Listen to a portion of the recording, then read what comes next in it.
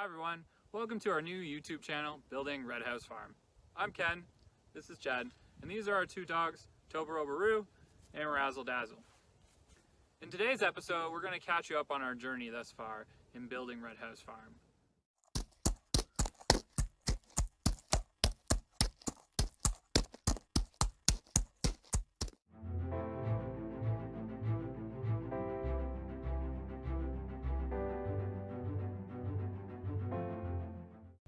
When we first began talking about having a horse farm to other humans, we got some reactions. So things like, so you want a horse farm, hey? Or, that's a lot of work. Or, I hope you have deep pockets. And well, I think there's some truth to these sentiments. They're not an absolute truth, and we haven't let them deter us.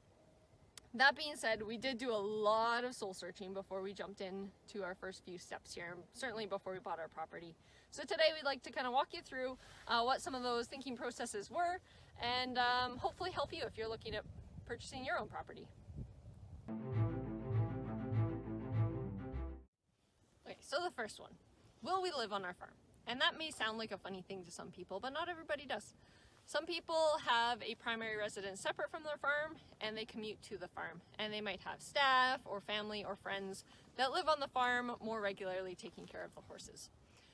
For us, we knew we wanted to be on our farm, so it was more of a matter of making sure we really knew what it was like to live on a farm. And what about the snacks? I gotta get my pizza. I'm not gonna wanna wait while I have a snack attack, and I can't just quite go around the corner when I'm living out here on a farm. Then there's the commute. That's a long drive. That's 45 minutes to and from work. And then I'm out here. There's very few neighbors, very few people. Am I gonna be okay with that? Might I be lonely? You know, family and friends are still living in the city, and I'm all the way out here on the farm. And then there's this thing, winter. We have a long driveway. It goes all the way down there. That means a snowplow, that means shoveling snow, it means a lot of work. Who will take care of the horses when we're at work? Can we be flexible with that? Not everyone who owns or loves horses wants to live where their horses are, and that is totally okay. But most horses do not look after themselves, and somebody needs to be there for them. So if that's not going to be the owner, who is it going to be, and how are they going to be compensated? Vacations. Netflix, reading books. These aren't really things you get to do out here on the farm too much. There's not a lot of downtime. Jen said it wasn't going to be 9 to 5, but it's turned out to be 24/7. Money! So I crunched some numbers, I crunched them again, and then Jen had me do it again, all to figure out the best way of buying a farm. So we looked at some existing properties in the area, and then we tried to figure out how much it would cost for us to build it on our own.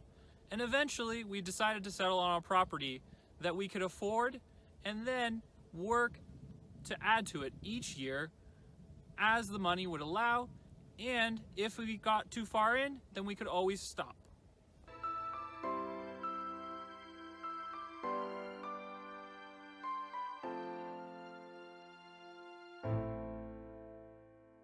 So that's a little bit about the mental preparation we took before we bought our property.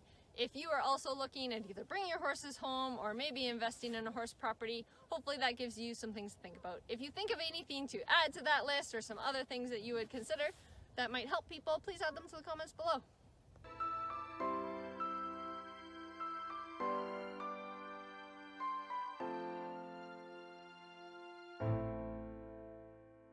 Subscribe to our YouTube channel and follow us on our journey as we are building Red House Farm.